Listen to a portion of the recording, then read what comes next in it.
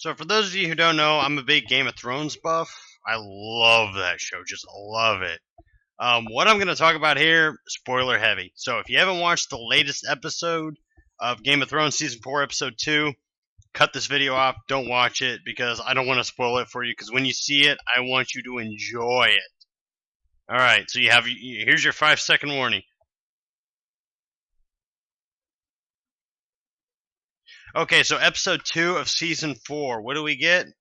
There's a lot of it that I should cover and I would cover, but there's only one particular event that I want to cover, because I don't really do show reviews, but an event like this, it needs a discussion, because this show is the hottest drama on TV right now, and HBO has the luxury of pretty much making all the bank from it. Alright, so as many of you know, Season 3, we got the Red Wedding, and personally, I hadn't read up till Book 3 to that point. So when I saw it, my initial reaction was, with Talisa, I was like, oh wait, she was pregnant? Oh. And then Rob and everybody else, I was like, what? Huh? And then, Catelyn takes, what's his face's?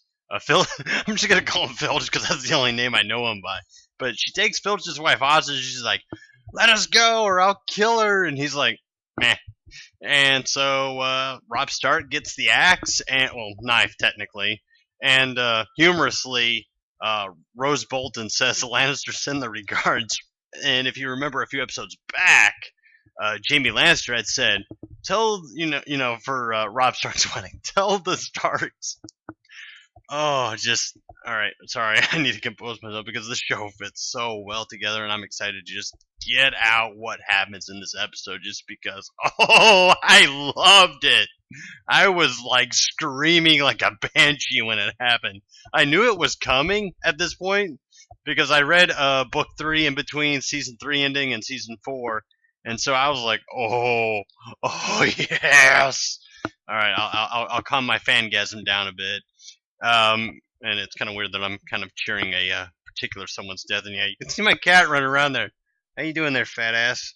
Anyways, so Robb Stark gets the knife by Rose Bolton, and then Jaime Lannister had said basically, tell him that the Lannisters send the regards. He was just kind of saying, well, whatever. Tell him sorry we couldn't attend. Just kind of being sarcastic. And then you get that kind of tongue-in-cheek moment where he says, the Lannisters send the regards, and stab. And then Catelyn dies, and cut to credits, no music, none of that. And you're just like, what just happened? What? I was in total shock. I was just like, I knew this show was going for the nobody is technically safe, and I just got a text message, because I'm like, did you guys see what just happened? Did you see what just happened? And, of course, most of them are like, nope, we haven't watched it yet. And I'm like, yeah, you slackers. You're supposed to be up to date with this shit. Just like I was with freaking Walking Dead. Season 4, this second half of Season 4 was kind of a mix, but I'm going to digress from talking about Walking Dead because I don't want to spoil that. Especially on the Game of Thrones deal. But, we cut, to later on in the storyline of the Game of Thrones, the North is essentially gone. There is no North anymore. It's just Bran and Rickon, I believe his name is. Yeah, Rickon. And they're going north towards the wall because, what's his face? Bronn had gotten a message from a three-eyed crow saying, hey, come up north. Answers lie up in the north. And I'm assuming this has to do with the whole, White Walkers, re-emerging. And they're the big deal. They're the big overarching problem. What's going on right now in Westeros is like a high school, bitch fight, basically. That's all it is. It's just high school drama when the real deal is going on beyond that wall. But to cut into the main cheese of what happens in this episode, and I'm just going to give it to you bluntly. Joffrey is dead. Killed. Ended. Now, seeing as how I had read the book, once I knew that this episode was about the Purple Wedding, as it's famously called, I was waiting for it. I was just waiting for it. And then once I realized that okay, they've kind of told all the stories we hadn't heard in episode 1, and they were cutting to what was going on between Joffrey and Marjorie. I was like, oh, this is it, this is it, this is it, oh yeah, macho man. Anyways, the way his death is done in the book is that, from what I remember reading it, and it's been a little bit since I read it, and this is like 1,000 some odd page book, but he basically claws his throat open, as opposed to the show where he just chokes to death. And it's left to speculation as to who did it, and the show does a good job of making you think, wow, there's like maybe 5, 6, 7, 8 people that I can name that could have done it. And, they obviously pinpoint Tyrion, and the majority of the audience is like, he didn't do it. And had I not watched the show, I would have said, no, he didn't do it. Even if I had just read the book. Actually, I did read the book, so what am I saying? But yeah, reading the book, I'm like, nah, it wasn't him. If Tyrion isn't that isn't him. That isn't in his nature. So he's obviously not the red herring, but to Cersei, he's the red herring. He's the obvious one that did it. And that's just because him and Cersei have their odds. They're against each other in every way, shape, or form. So, it's left to speculation of who done it. And then you had that night that he made a fool in season 1 come up to Sansa. It's like, you need to leave now. You need to come with me and get the fuck out of here. Now, my speculation for that would be that either he's working for someone or he's the one who did it. I won't say which or what, but having read up to book 3 and not really remembering, like I said, it's been a bit. It was like right after season 3 ended that I got to, actually, funny enough, the night that the Red Wedding happened in the show, the night after is when I got to the Red Wedding in the book. And when I read it, I was like, But seeing as how I'd already saw it on the show, it was a little, I would actually say that the show did it a lot more gruesomely than the book. But that's also because, in the book, you're putting the images in your head, whereas on the show, it's like it's coming at you head on. So it's really up to speculation as to who the hell did it. You obviously have Oberyn, who's a badass. I love the shit out of this guy. He's only 2 episodes into seeing him, and he's only had a couple scenes, but he is a badass. And for those of you who've seen Rome, his wife was actually the wife of what's that guy's name? For the show Rome, that only lasted like 2 seasons and should have lasted longer. What was that guy's name? I know Titus.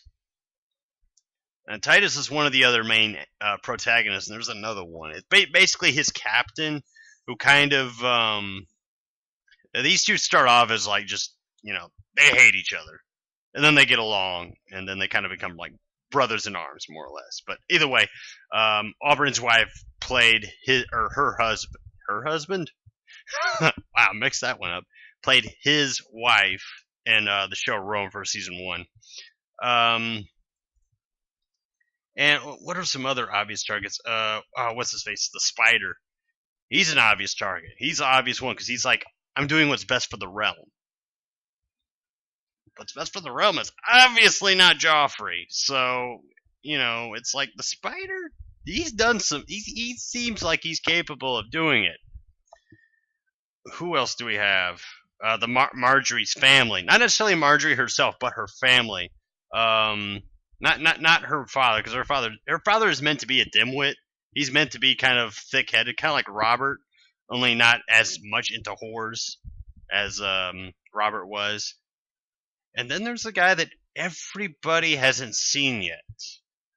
The one that I think is like number 2 on my list, and that is Littlefinger. Where's he been for like the last... 2 episodes, and I don't know if you can hear the sirens going off. There's always sirens going off where I live. It's like I feel like I live in the ghetto, even though I don't live in the ghetto. I live in a relatively nice apartment complex. But either way, what the fuck is going on out there? Anyways, Littlefinger, the one guy that hasn't been on for I think about 3, maybe 4 episodes. If we're going from season 3 to season 4, about 4 episodes he hasn't been on. Does he not seem like a likely, culprit to be the one that does it? I think so personally, but who the hell really knows? I would hope we would find out by the end of this season that who done it. But it remains to be seen how much. They're including all of book 3, so I really need to reread that book. For some reason, after the Red Wedding, I just kind of zoned out because I was still thinking about the Red Wedding, just reliving that again. It was like, ugh. So I need to reread that book. I don't remember if they give away who did it or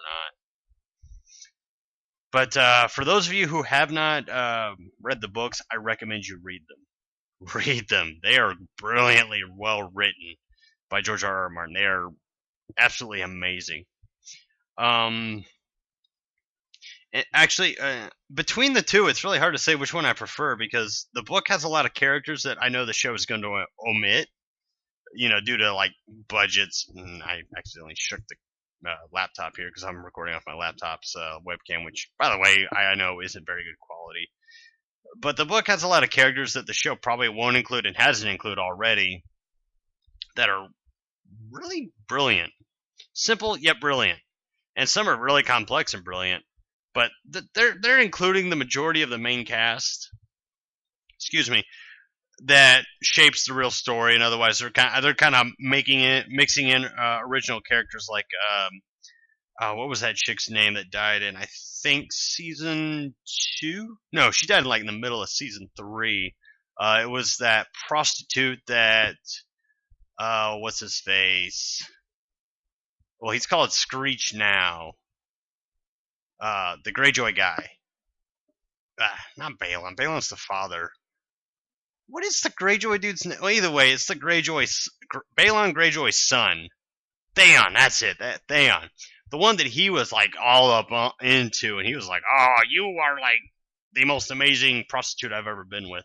She was an original character. She wasn't in the original story that's in the books. Who else is an original character?